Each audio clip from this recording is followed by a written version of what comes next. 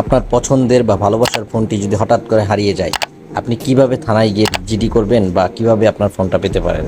তো আজকের জন্য এই ভিডিওটি।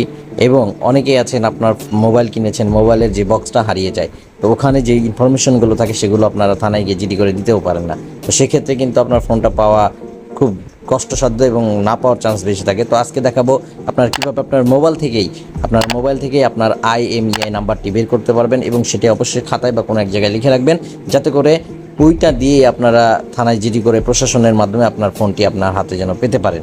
তো তার জন্য আজকের ভিডিওটি ভালো লাগলে অবশ্যই বেশি বেশি শেয়ার করে দেবেন। তো প্রথমত আমরা আপনাদের মোবাইলের ডায়াল প্যাডে চলে যাবেন আপনারা। তো আমি চলে যাচ্ছি আমার ডায়াল প্যাডে, যে আপনারা এখানে লিখবেন *#06, দেন হ্যাশে চাপ দিলেই আপনারা দেখবেন IMEI নাম্বার একটা আপনার মোবাইলের স্ক্রিনে ভেসে আসবে। তখন আপনারা এই নাম্বারটা আপনারা যে কোনো একটি খাতায় বা কোনো একটি জায়গায় কপি করে রেখে রাখবেন, যাতে করে পরবর্তীতে আপনারা থানায় জিডি করে বা যেভাবে হোক আপনারা এইটা একটা ট্র্যাকের মাধ্যমে আপনার মোবাইলটি পেয়ে যাবেন। তো ভালো লাগলে ভিডিওটি অবশ্যই শেয়ার করে দেবেন বেশি বেশি।